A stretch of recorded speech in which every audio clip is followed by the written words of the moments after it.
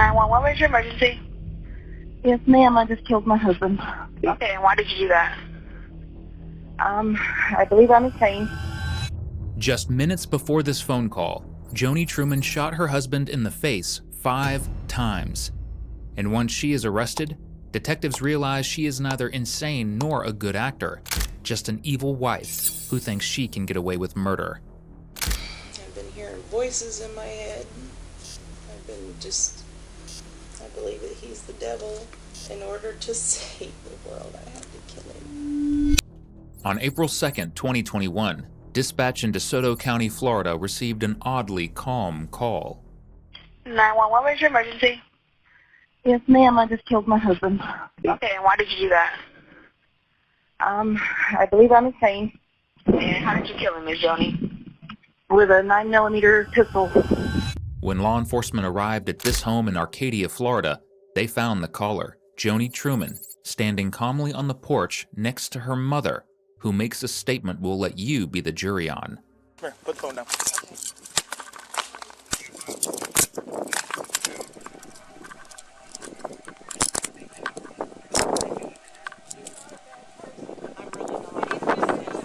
With Joni in custody, detectives descended on the scene to discover 38-year-old Gregory Truman lying on the ground near the doorway to the home. Bullet holes riddled the door above his head, and bullet casings surrounded him. He had several gunshot wounds to the face. Tragically, he was dead upon the officer's arrival. Joni and Greg had been married since June 23, 2018. If you looked at their social media, you'd be led to believe they had a happy fairy tale marriage. Clearly, this wasn't the truth. Detectives brought Joni in for questioning. They knew she had murdered Greg, but the most important question still hung in the air. Why? The following footage was provided to us by the DeSoto County Sheriff's Office in Florida via FOIA request. I'm Detective Buck from the Sheriff's Office, okay? This is Detective Tribble.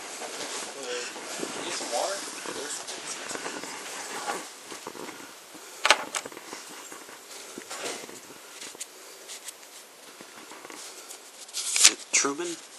Can I get your date of birth, ma'am? Okay. He's going to get you some water and then we'll talk for a bit if that's okay with you.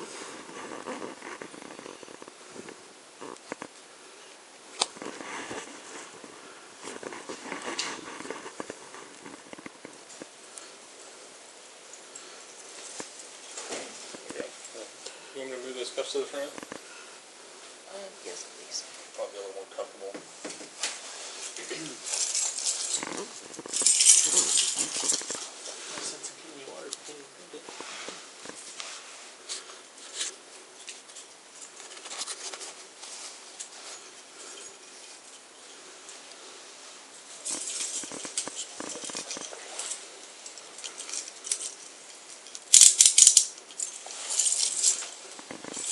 Like I said, my name is Detective Buck. This is Detective Tribble.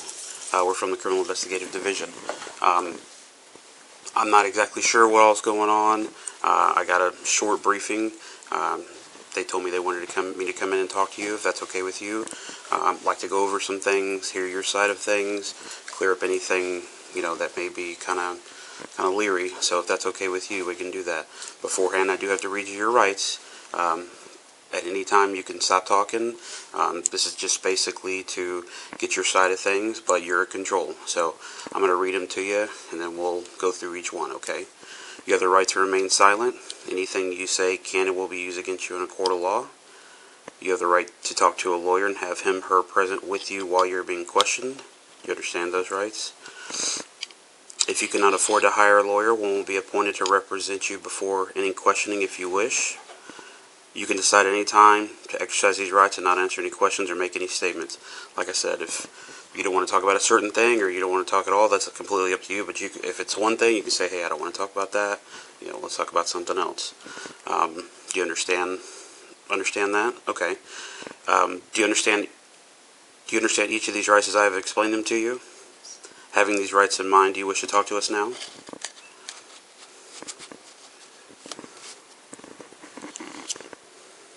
And like I said, it's completely up to you if you do or don't.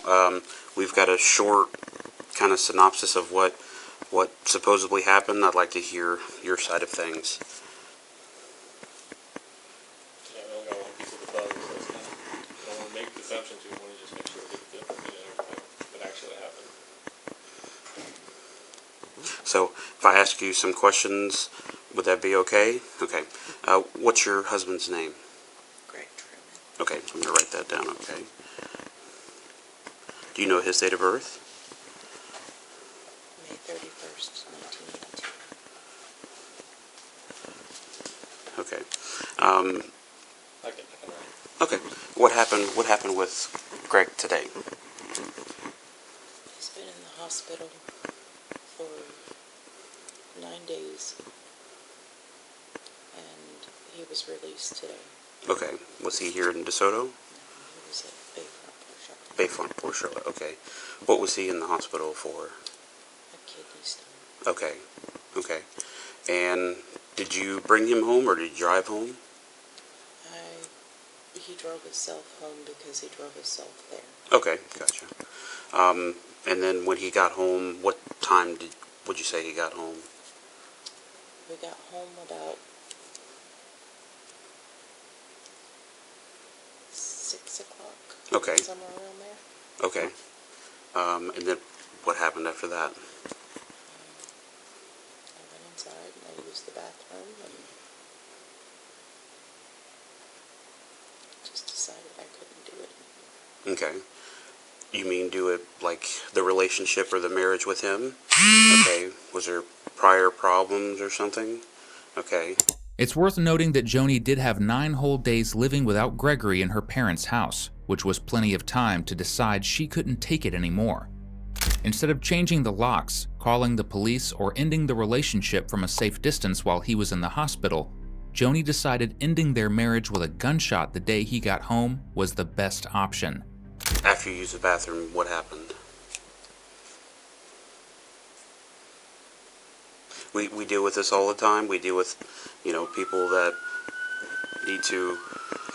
It's really best to clear it out, because I know you had said some things to the dispatchers, and I'm basically just confirming stuff with you. So, whatever you want to go through is up to you. I went into my parents' room Mm-hmm. and I grabbed their gun Okay. and I walked next door and I shot them.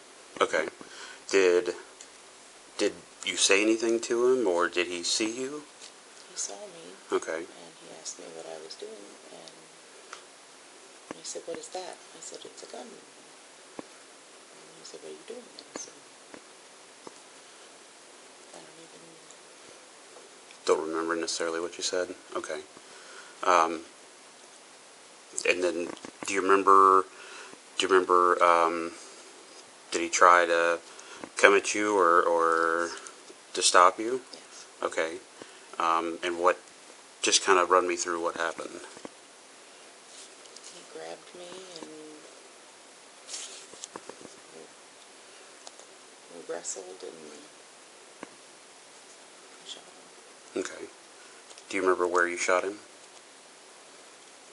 Okay. Do you remember how many times you shot him? Okay. Was there anybody else in the home? No, the apartment, it was just me and him in there. Okay.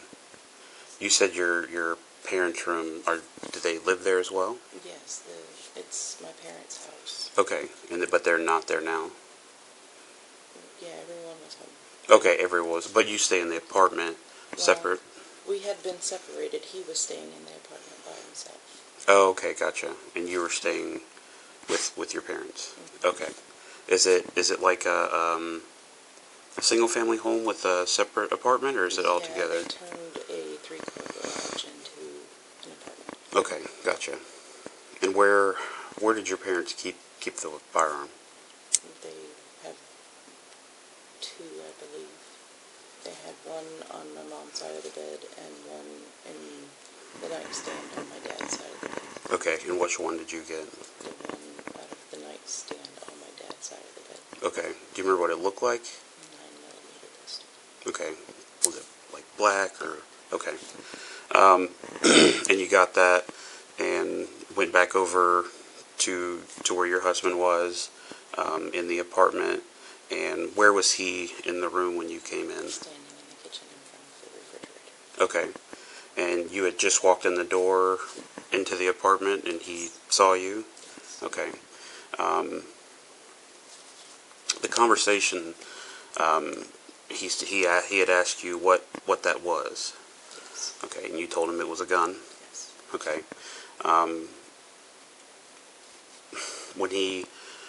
How far away was he from you when, Standing right in front of me. just like this, or closer? Yeah. Okay. And what do you think he was doing when he came towards you? He was getting himself something to drink, and then I just pulled the gun, and he said to drink down and tried to stop me. Okay. Try to stop you from He shooting? came at me, yes. Okay. What made you? How did you make this decision? You don't He just drove me over the edge. He's been causing my family turmoil for so long now. According to Joni's own parents, that's not true whatsoever. They told police that they thought highly of Gregory and didn't have any issues with him. While toxic relationships can be hidden from relatives, this is a lot harder to do when you're living with them. And if everyone, including her parents, was being caused turmoil by Gregory, they would likely have mentioned something about this to investigators. He kept damaging my car, he kept damaging the truck, he didn't want to work. He's caused us so much stress and hurt, and I've been begging him for a divorce, and he just wouldn't divorce. He wouldn't let me have a divorce. He wouldn't let me have the money to get a divorce. He wouldn't let me out. He wouldn't let me go. He was driving me over the edge. And I was trapped. I couldn't get out. When did you, with yourself, make the decision that this was the only way out? On the way home from the hospital. Okay.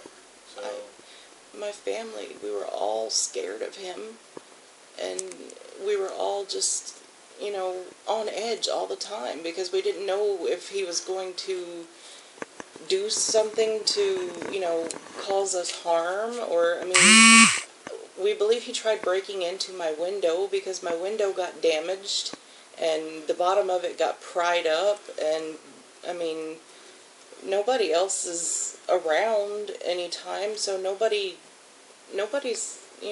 there to mess with anything. But my mom and dad are old and sick, and my aunt's old and sick, and other than that, it's just me. So who else is gonna do anything like that?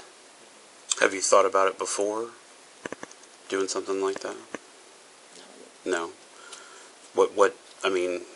You said driving back from the hospital, you guys weren't in the same vehicle, or you were? No, he was in the truck that he drove to the hospital. Okay, He gotcha. drove himself there. He was at work, and he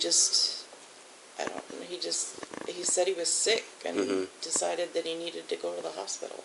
Okay. When you got home, you'd already made that decision on your own, like you said, on the way home from the hospital. And when he was in the apartment, did you think, he was going to do something, or was he kind of doing his own thing, like you said, getting a drink or something? He was getting something to drink. Okay. Okay. So, just so we're staying on the same page, this has just been building up. All the turmoil you say that he's been causing you. We've been together for almost 7 years, and I have been begging him for a divorce for probably the past 3 years. And I've lost so much weight. I'm just worn down. I couldn't take it anymore. I'm unhappy. I wanted out, and I didn't. He wouldn't let me go. I didn't see any other way out. So, by the time you were home, you knew you were going to use the gun, or were you going to say the gun wasn't there? Were you just going to make it happen no matter what, or do you think something could have changed your mind?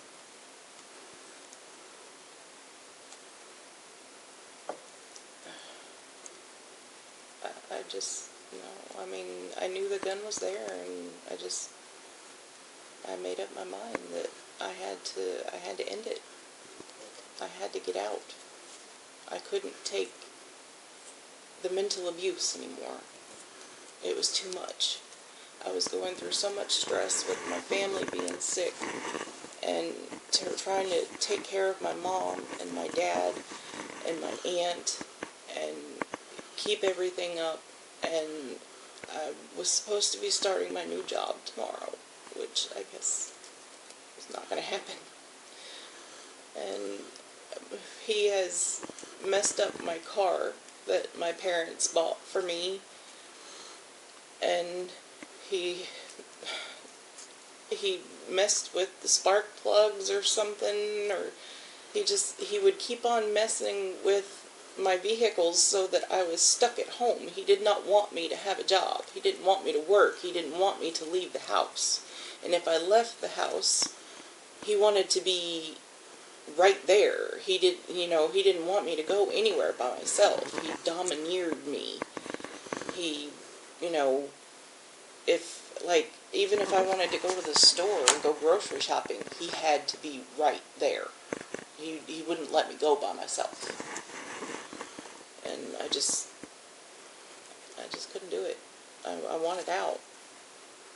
I couldn't do it anymore. Was he like that? Like it was a controlling thing, a jealousy thing, all of the above? Yes. Yes. During the time you were in the car and you got home and you went to the room and got the gun and then went into the apartment, did you ever second guess what you were doing? No. You didn't think about like the consequences of what may happen?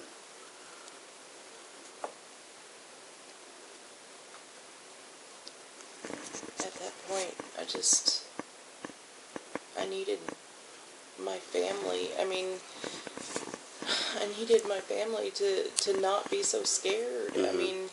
I knew that it was going to hurt them and everything that they were going to go through because of what I did. Mm-hmm. But they were all so scared of him. And we were all on edge all the time. And just, when he was around, we were unhappy and just, we couldn't be ourselves. We couldn't be free. Pictures can be deceiving, but the family doesn't look particularly scared of Gregory in any of the photos that were posted to social media, including posts talking highly of Gregory and Joni less than a year before the murder took place. Does anybody know if my parents were okay? There's still detectives and deputies out there now, so I'm sure they're fine. And usually in a situation like this, we try and see if there's any assistance or aid they may need. It is a traumatic event for everyone, obviously. So any counseling or something like that, maybe. Yeah, he's got congestive heart failure, and Okay. my mom's got a bad heart, and she was really, really hysterical, and I just... Do you remember about what time you were headed back home? It was 6 o'clock. Were you somewhere else, or were you at the hospital with him and you both left in separate vehicles? We both left in separate vehicles. Okay. And we headed down Midway, and we went to the Circle K on Kings Highway at the end of Midway.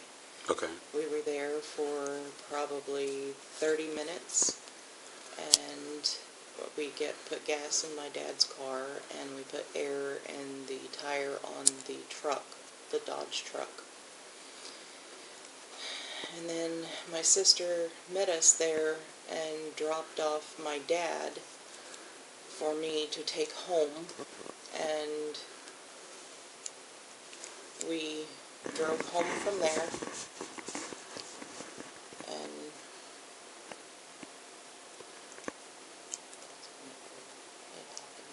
Okay, so when you were going through this in your head, that was with you the whole time? Was there a conversation between you and your dad about any of this?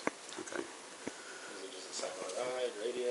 no, we were talking normally. I didn't tell him anything that I was planning to do.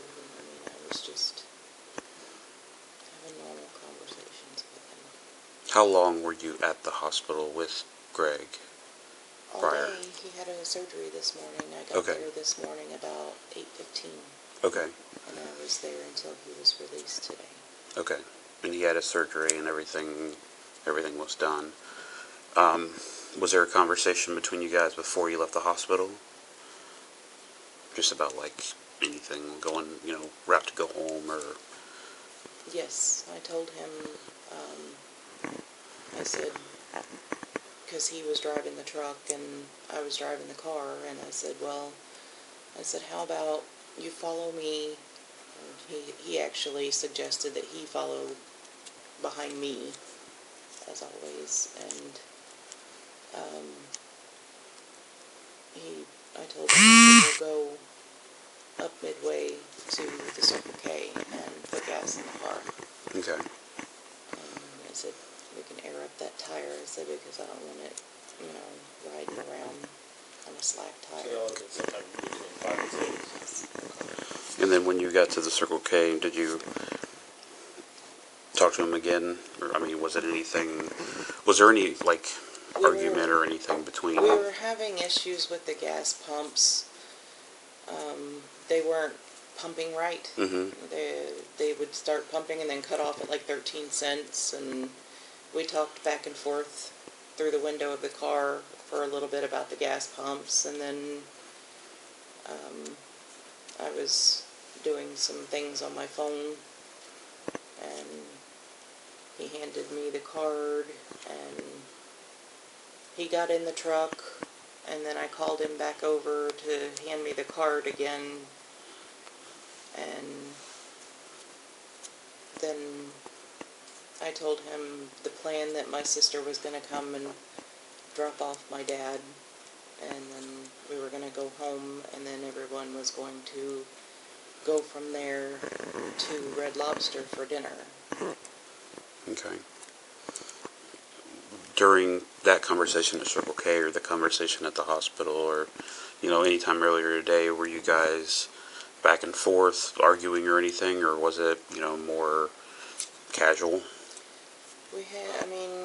I was under a lot of pressure, under a lot of stress because my dad was up there, so I was crying a lot, Mm-hmm. and he was crying a lot. It was an intense day. Do you believe he was crying due to his situation or about your father? I guess, I'm really not sure. Or were he and your parents close? My parents didn't really care for him because of the way he treated me, Okay. but I can't really speak for him on, how he felt about them. Okay. And when he went home from the surgery, was he completely fine, or was he still kind of taking it easy because of the surgery? He was taking it easy. Okay. He seemed okay, but, he said that Dr. Hassan told him that he needed to take it easy for the next couple of days and not go back to work until Monday. Okay. And when you got home, what do you think his plan was for the evening? He was going to go out to dinner with us. With you guys? Okay. And did he go in the apartment to change or get ready or just relax for a little bit beforehand? I told him if he wanted to change his clothes, he could. Okay. And I asked him if he wanted to take a shower, and he said he took a shower earlier at the hospital, so he didn't feel the need to. And the water's not working in the apartment right now in the shower, so he wouldn't have been able to take a shower. Okay. He would have probably had to go to your parents to take a shower or something? Yes. Okay. But he was just in there, and he had the door locked, so I had to knock on the door, and he unlocked it to let me in. Okay.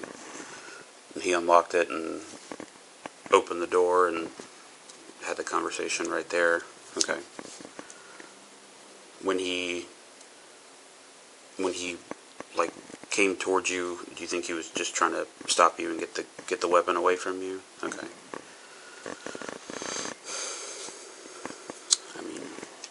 Do you believe you I mean, making this decision, you kind of took all that into consideration and kind of reasoning of everything that's been happening, and that's a conclusion you came to. Okay. Let me ask this. What made you call our dispatchers? My mom was hysterical, and she said we need to call 911, and she was too hysterical to do it, so I knew I needed to do it for her, because she wasn't capable of doing it, and my dad was just kind of in shock, and he was in the hospital himself today. I mean, we had to take him to the emergency room, and I haven't been able to sleep. I'm sleep deprived. I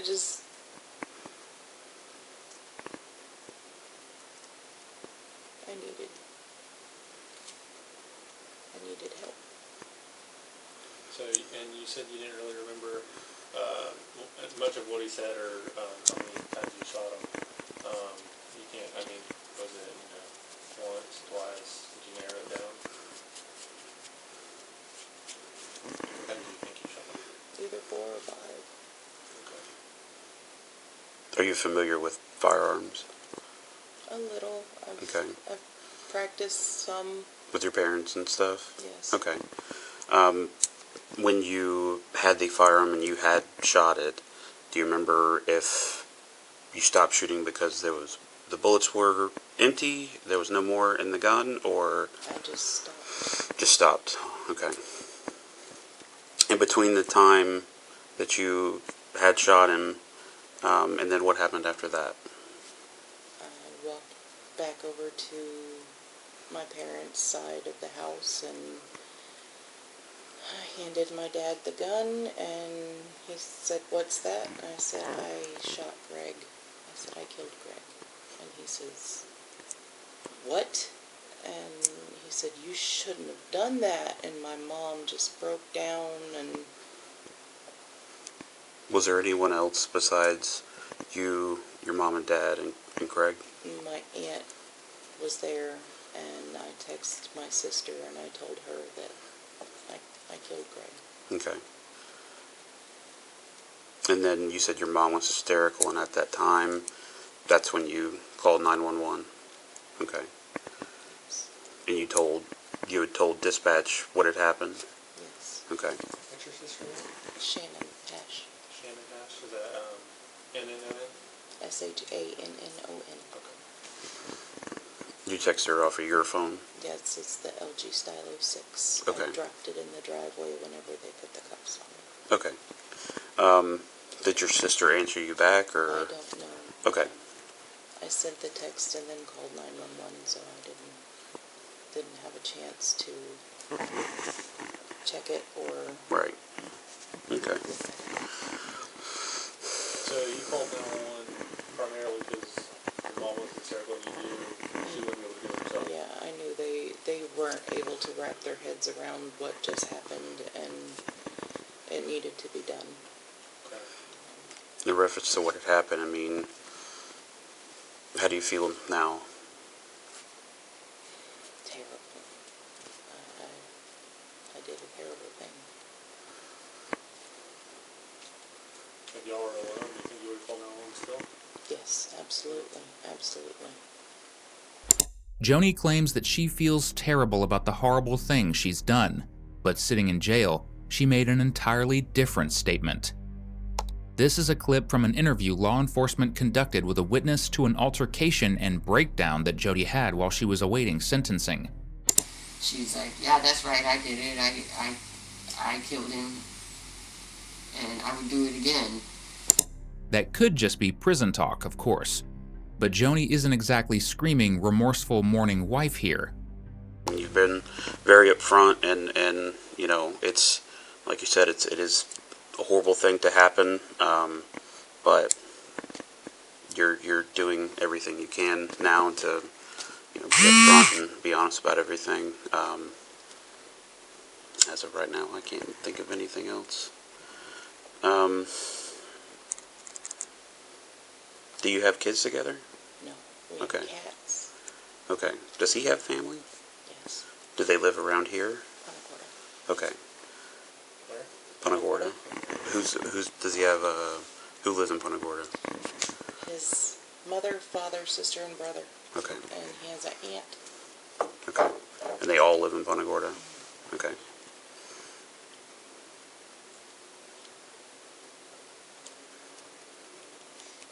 there anything you want to tell us that you haven't already?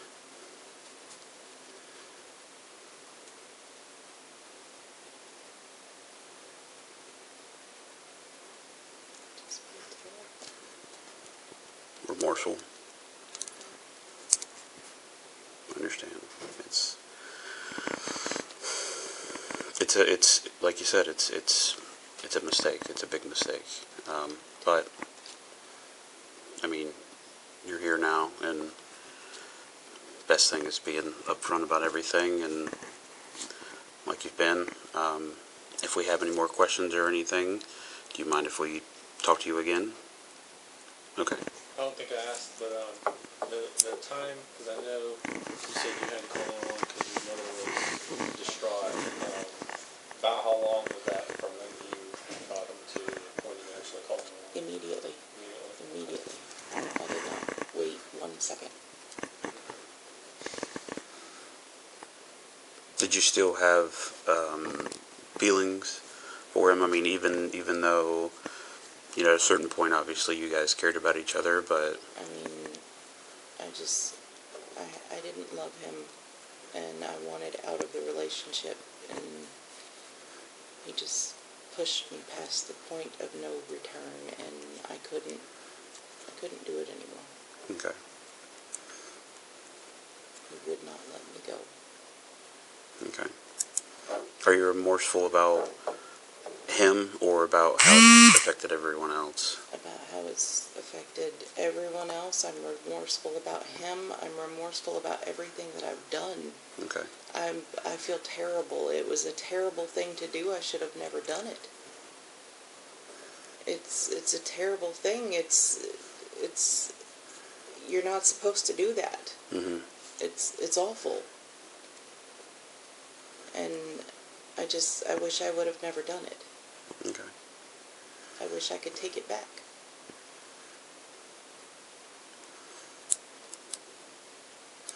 All right. You don't have any questions for us? Do you have anything for us?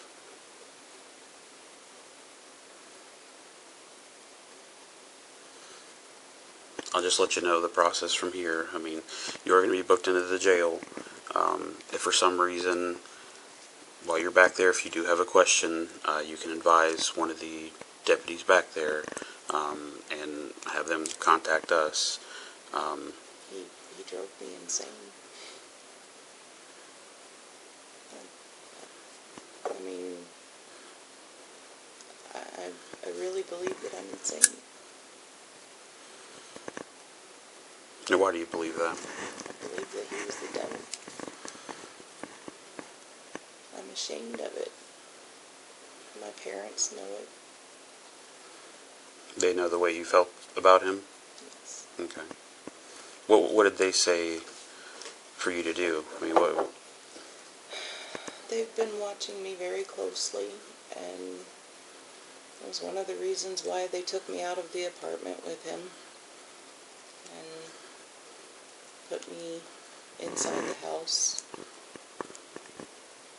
Were they worried about what was going to happen, like, between you two, or were they worried about you? Well, they were worried about everything. Mm-hmm. I mean, they knew he was pushing me over the edge, and they wanted to get me away from him because they didn't want me to be pushed over the edge. Okay. And I called my mom while I was at the hospital today, and I said, Mom, I said, I need you now. I said, I've only been back around him for just this little bit of time. I said, I'm sleep deprived, and I said, I'm already, I said, I'm supposed to start my new job tomorrow, and already I feel like I just can't do this. And she said, but you need your job so that you can keep your sanity. Work and try and take your mind off things? Yes. Okay. I'm ashamed because I'm ashamed of being insane. Did they try to help you, or have you sought out any, like, psychiatric help or mental health counseling? I have in the past when we had health insurance. Okay. I haven't had any health insurance because he keeps on changing jobs and losing health insurance, and we were waiting for his health insurance to kick in because he just got hired on at Walmart. And I have been on mood stabilizers and antidepressants, and I ran out of my antidepressants. And I was almost out of my mood stabilizers, and between everything that's been going on with my parents' health, I've been hearing voices in my head. I've been just, I believe that he's the devil, and in order to save the world, I had to kill him. When you're coming up with an excuse for killing someone, it's best to stick to one story. Joni's first story that he was driving her crazy and killing him was her only way out of the relationship is pretty much demolished by her claim that she killed him to save the world. Psychosis is obviously a serious, traumatic thing to go through, but one important thing to remember about it is that generally, people who are experiencing delusions aren't aware they're experiencing them. In other words, it's very unlikely that a clinically insane person would call themselves insane. But a person trying to get out of jail on an insanity plea, they're the first in line to slap the insanity label on themselves. That being said, what the detective says next is true and very important. If you take anything away from this video, let it be this. If you are actually in one of the many situations Joni claims to be in, free resources are available to help. Do you know, I mean, there are free programs and you know, places you can go for free. You don't have to have insurance to talk to somebody. I mean, have you ever thought about trying to do something like that before? I didn't know that anybody would help me for free. I thought I had to have money for everything. I don't have any money. Okay. And do you think talking to someone and clearing things up would have helped? I don't know, maybe. When you talked to someone before, did that help? When I first moved out of the apartment and got away from him and moved into my parents' side, they kept us separated for a while. And I started getting back to normal. But he would force me to deal with him. What do you mean by force? He would make me, he would keep messaging me and just keep on and keep on and keep on, pushing me mentally until I would come out to kiss him goodbye or tell him I love him, or he would just keep on pushing me until I went over the edge. And I'm so ashamed of myself. I don't want to be insane.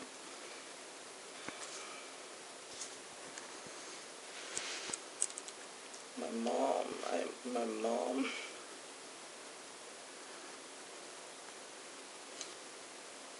mom is so proud of me, and she did not want me to be insane. She tried so hard. She tried so hard to save me from being insane. She really did. I don't want to be insane. I really don't. I don't want to be insane. I want to live normally and happily with my family again. That's all I wanted. Just wanted to be happy and free with my family again. And I didn't have any money. I couldn't divorce him, and I was waiting for our stimulus check to come in, and it wouldn't ever come in the mail, and people, I swear, have been messing with our mail, and we see people looking in our mailbox all the time, and it just... Have you gone to the courthouse and tried to file papers or anything for the divorce before? No, I didn't have any money. You have to have money to file for a divorce. You can't file it without paying for it. You ever thought about maybe asking your parents to borrow it, or? It wasn't they don't have the money. They live on disability. Okay. Both of my parents are on disability, and my aunt's on disability, and they don't have any money. Okay. Their income is so limited that the income that they have coming in is going right back out in bills. Okay. And everything is so stressful and strenuous.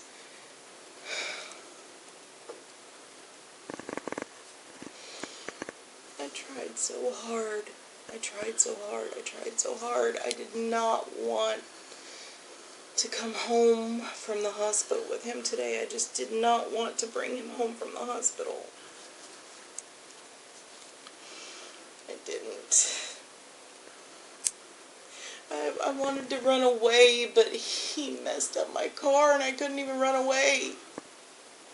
He messed up my car and I couldn't even go.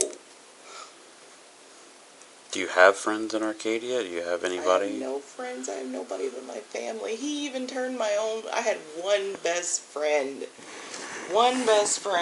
and he turned her against me. What about your sister? Where does your sister live? And she lives in Punta Gorda on 17, just past the distribution center in Ridge Harbor. Oh, okay. Have you ever thought living with her for a little bit? Me and her husband don't get along. Okay.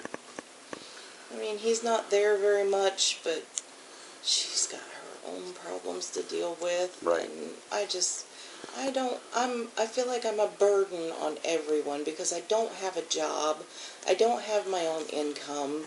And no matter where I go, I'm a burden because I cost money. You have to feed me. You have to, supply my medications. And I'm a burden. No matter where I go, I'm a burden. Where was your new job? At Dollar Tree. Okay. What time were you supposed to start tomorrow? 2 p.m. Okay.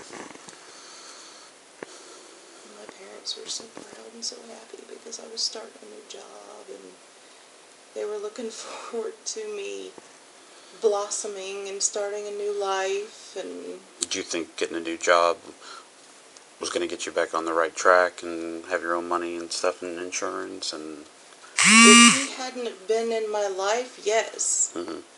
But with him in my life, I couldn't handle all the stress.